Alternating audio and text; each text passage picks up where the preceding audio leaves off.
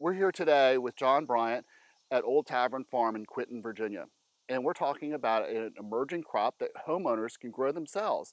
It's called either red hibiscus, sorrel, or roselle. John, can you talk to us about what we've got going on here behind us, this beautiful looking green plant right now? Okay. This is what, and as Ed said, is most commonly referred to around here in the United States as Roselle or even hibiscus. However, most of the world calls it sorrel. So I may refer to it more as that as I've come to know it. But we've been growing sorrel now for 7 or 8 years. It is a long season crop. We typically plant it in the greenhouse from seed starting in early March with the goal of transplanting it out to the field sometime in mid-April.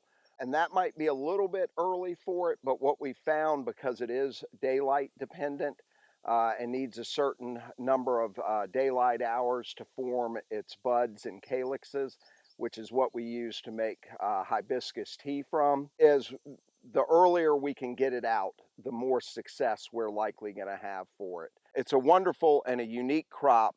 And as I said, it's most commonly known for these deep red burgundy calyxes that are used to make the tea. However, as I've been growing it and I've met more people from South America and the Caribbean and West Africa, India, nations that are much more familiar with this and use it regularly as a staple in their culinary diet. There's many uses for it, and one are the leaves. There was a woman and her daughter at the farm just a couple weeks ago, and they were from Trinidad, and they told me some things I didn't know about the leaves, which is that it's excellent to dry them and then use that for a tea. And she was saying it's known in their area to be a very medicinal uses and excellent for your kidneys. We every year we sell a decent amount of the leaves to some of our restaurant customers, and they use it as seasoning in some of their fish dishes.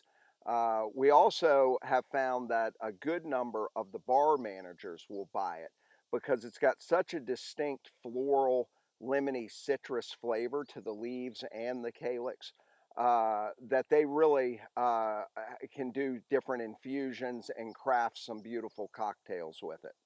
So when you say that they make teas out of hibiscus teas, this is what they're using when they're making hibiscus teas then, not a traditional, what we think of as a big hibiscus tropical flower. Correct. That was something that I learned early on and is kind of a misnomer, is some misinformation. If we've been to the Caribbean, we see those beautiful hibiscus flowers. They're absolutely gorgeous. But what I have come to learn is that the hibiscus flower that we think of has nothing to do with hibiscus tea. It's actually the calyx, and there's very small buds just starting to form on these plants now. And once they flower, those petals will drop, and then it will form the distinctive deep red calyx that then is dried or used fresh to make hibiscus tea. Um, I'll have to ask the next time I run into one of my customers from one of the countries that's more familiar with it if they also call it hibiscus tea or something different. It's a unique plant. It does very well. It is relatively low maintenance. We don't really have much insect problem with it, a little bit of Japanese beetle issue.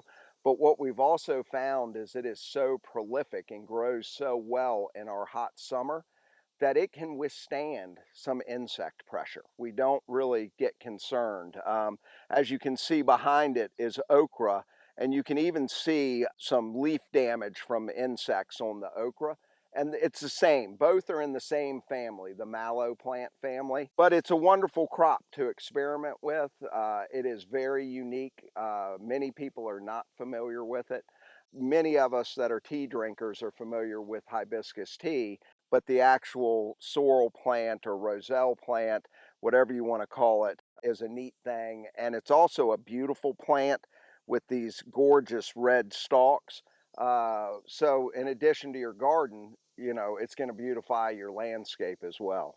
And so you're probably not going to find this walking into any local garden center or nursery. So we're probably gonna have to order, like you said, you start it from seed, but they could also probably order some cuttings offline also, probably. Correct. Yeah. We typically have got a couple seed companies, one local, where we can find a couple different varieties of the seed for it, and we start it that way.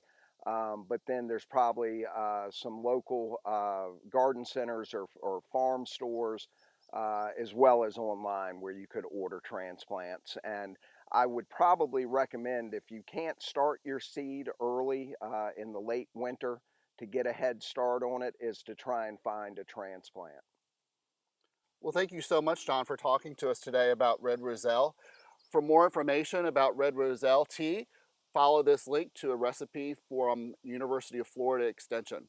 For more information about growing roselle in your garden, talk to a master gardener. For From the Ground Up, I'm Ed Olsen. See you next time.